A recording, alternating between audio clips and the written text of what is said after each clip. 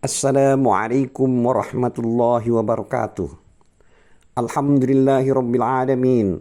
Wassalatu wassalamu ala asrafil mursalin Sayyidina Muhammad wa ala alihi wa sahbihi ajma'in.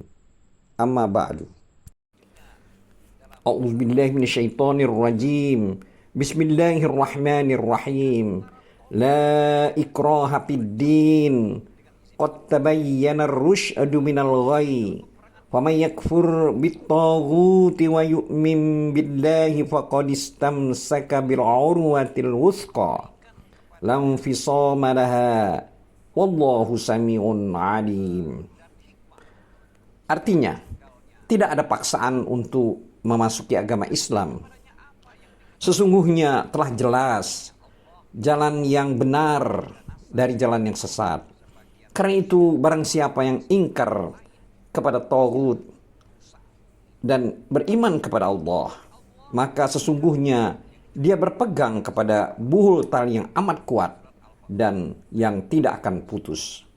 Dan Allah Maha mendengar lagi Maha mengetahui. Dulur-dulur seiman, firman Allah, la ikraha fid din, yang artinya tidak ada paksaan untuk memasuki agama. Maksud dari kalimat dari ayat tersebut adalah janganlah kalian memaksa seseorang untuk memeluk agama Islam. Karena dalil-dalil dan bukti-bukti itu sudah demikian jelas dan gamblang, sehingga tidak perlu ada pemaksaan terhadap seseorang untuk memeluknya. Tetapi barang siapa yang diberi petunjuk oleh Allah dan dilapangkan dadanya serta diberikan cahaya bagi hati nuraninya, maka dia akan memeluk agama Islam.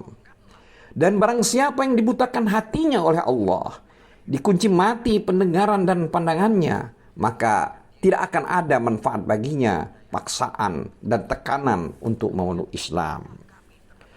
Dulur-dulur iman, para ulama menyebutkan bahwa sebab turunnya dari ayat ini adalah berkaitan dengan beberapa orang kaum Ansor, meskipun hukumnya berlaku umum. Ibnu Jarir meriwayatkan dari Ibnu Abbas, dia menceritakan ada seorang wanita yang sulit mempunyai anak, berjanji kepada dirinya jika putranya hidup maka dia akan menjadikannya Yahudi. Dan ketika Bani Nadir diusir, dan di antara mereka terdapat anak-anak kaum Ansor, maka mereka berkata, kami tidak mendakwahi anak-anak kami. Maka Allah menurunkan ayat La ikraha fid din dan seterusnya, yang artinya tidak ada paksaan untuk memasuki agama Islam. Sesungguhnya telah jelas jalan yang benar dan jalan yang sesat. Demikianlah hadis tersebut yang dinukilkan oleh Imam An-Nasai secara keseluruhan. Juga dinukilkan oleh Ibnu Abi Hatim dan Ibnu Hibban dalam kitab Sahihnya. Sedangkan ulama lain mengatakan ayat tersebut telah dinasahkan atau dihapus dengan ayat qital, yaitu ayat perang. Dan bahwasanya kita diwajibkan mengajak seluruh umat manusia untuk memeluk agama yang lurus, yaitu Islam. Jika ada salah seorang di antara mereka yang menolak untuk memeluk agama Islam dan tidak mau tunduk kepadanya atau tidak mau membayar jizyah, maka dia harus dibunuh. Dan inilah makna pemaksaan. Dulur-dulur seiman, Allah juga berfirman yang artinya kamu akan diajak untuk memerangi kaum yang mempunyai kekuatan yang besar. Kamu akan memerangi mereka atau mereka menyerah masuk Islam. Surat Al-Fat ayat 16. Dan dalam hadis sahih juga disebutkan yang artinya Robmu merasa kagum kepada kaum yang digiring ke dalam surga dengan rantai.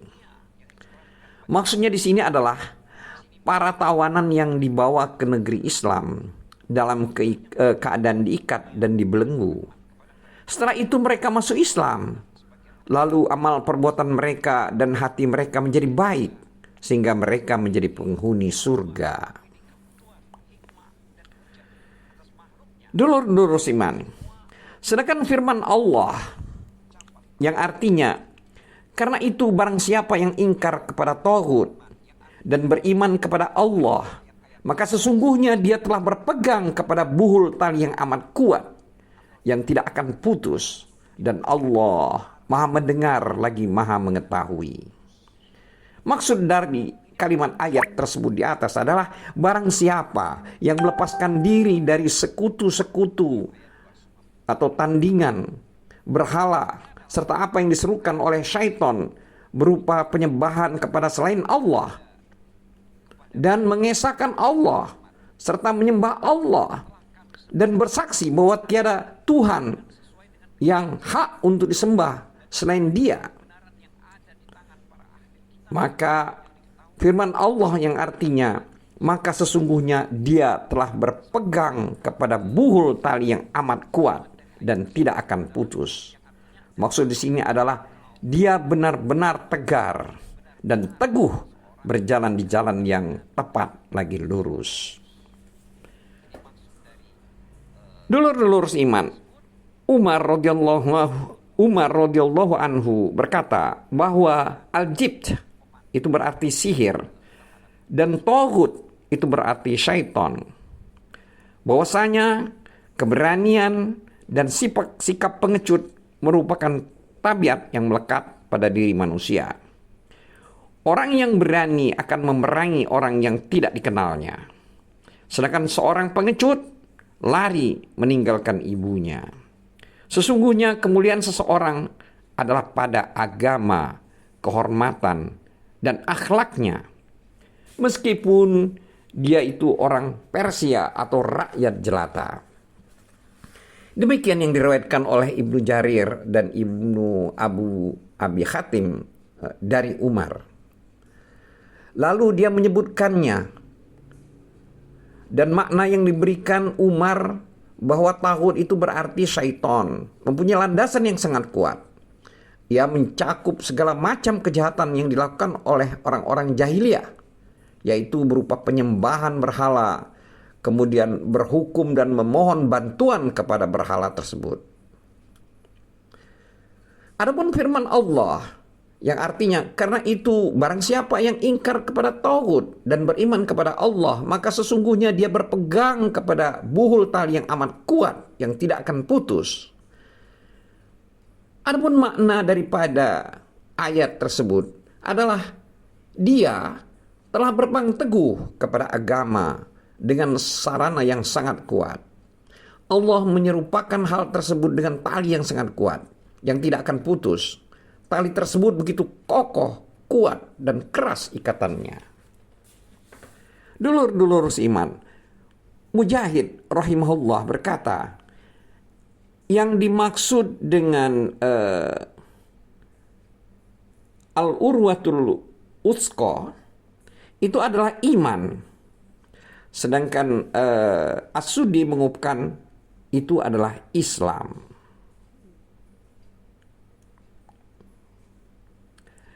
Adapun Sa'id bin Jair dan Ad-Dahhak mengatakan yang dimaksud dengan al-urwatul wusqa itu adalah kalimat la ilaha illallah.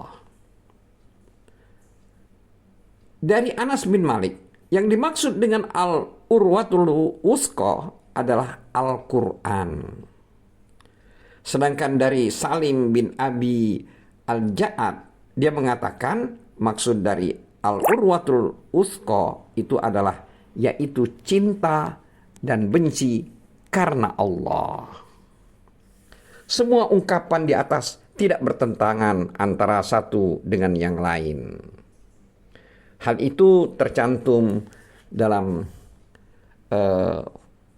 "Faman yakfur bitaghuti wa yu'minu billahi faqad istamsaka bil urwatil wusqa" dan seterusnya. Jadi urwatil wusqa. Jadi ungkapan di atas semua itu adalah benar karena tidak bertentangan antara satu dengan yang lainnya. Adapun Imam Ahmad meriwayatkan dari Muhammad bin Qais bin Ubadah, dia menceritakan, suatu ketika aku berada di dalam masjid, lalu datang seseorang yang terpancar kehusukan dari wajahnya. Lalu orang itu mengerjakan sholat 2 rakaat secara singkat. Orang-orang di masjid itu berkata, inilah seorang ahli surga. Ketika orang itu keluar, aku mengikutinya hingga memasuki rumahnya. Maka aku pun masuk ke rumahnya bersamanya. Selanjutnya aku ajak dia berbicara. Dan setelah sedikit akrab, maka aku pun berkata kepadanya, sesungguhnya ketika engkau masuk masjid, orang-orang di sana berkata ini dan itu.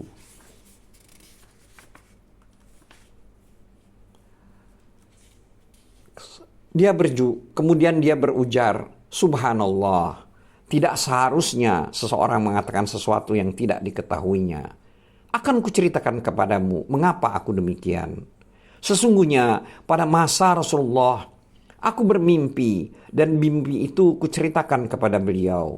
Aku pernah bermimpi seolah-olah berada di sebuah taman yang sangat hijau. Ibnu Aun mengatakan orang itu menyebutkan warna hijau dan keluasan taman itu. Di tengah-tengah taman itu terdapat tiang besi yang di bagian bawahnya berada di bumi, sedangkan bagian atasnya berada di langit. Dan di atasnya terdapat tali. Kemudian dikatakan kepadaku, naiklah ke atasnya. Aku tidak sanggup, jawabku. Lalu datanglah seorang pelayan kepadaku. Ibnu Aun mengatakan, yaitu seorang pelayan muda. Lalu dia menyingsingkan bajuku dari belakang seraya menyerukan, naiklah. Maka aku pun menaikinya hingga aku berpegangan pada tali tersebut. Dia berkata, berpegang teguhlah pada tali itu. Setelah itu aku bangun dari tidur dan tali itu berada di tanganku. Selanjutnya aku menemui Rasulullah SAW dan kuceritakan semua itu kepada beliau. Lalu beliau pun bersabda, yang artinya taman itu adalah taman Islam dan tiang itu adalah tiang Islam, sedangkan tali itu adalah tali yang sangat kuat. Engkau akan senantiasa memeluk Islam sampai mati. Dulur-dulur seiman, kemudian Imam Ahmad berkata, dia itu adalah Abdullah bin Salam. Hadis ini dinukilkan oleh Imam Al-Bukhari dan Imam Muslim dalam kitab As-Sahihain.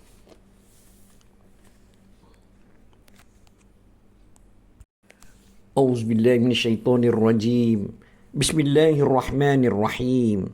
Allahu waliyyul ladzina amanu yukhrijuhum minadh dhulumati ilan nur walladzina kafaru awliya'uhumul taghut yukhrijunahum minan nur ilaz dhulumat ulaika ashabun nar hum fiha khalidun. Artinya, Allah pelindung orang-orang yang beriman. Dia mengeluarkan mereka dari kegelapan, kekafiran, kepada cahaya, yaitu iman.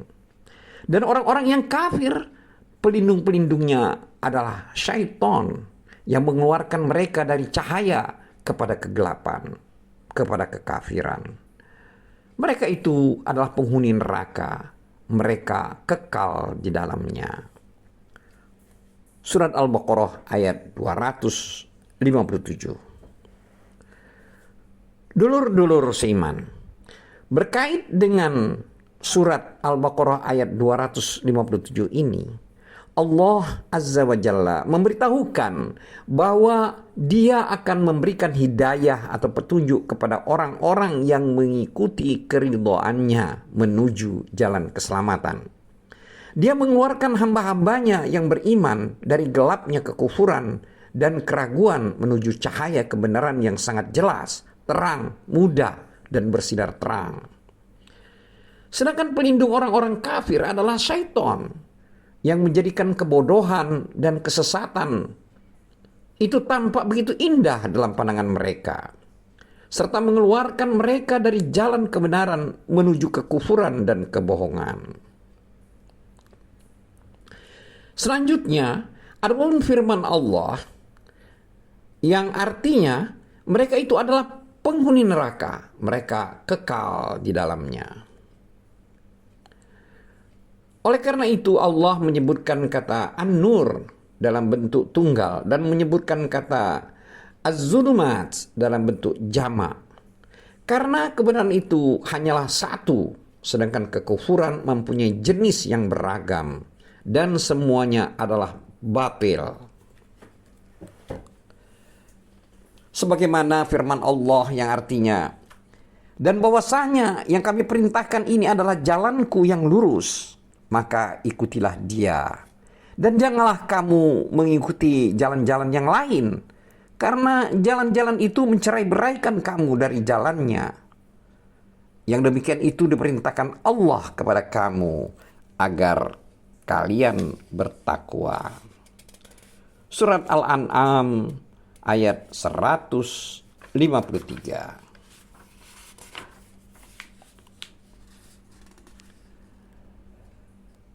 Selanjutnya akan kita bahas surat Al-Baqarah ayat 258. A'udzubillahi minasyaitonirrajim. Bismillahirrahmanirrahim. Wallahu a'lam bissawab. Wabillahi taufiq wal hidayah. Wassalamualaikum warahmatullahi wabarakatuh.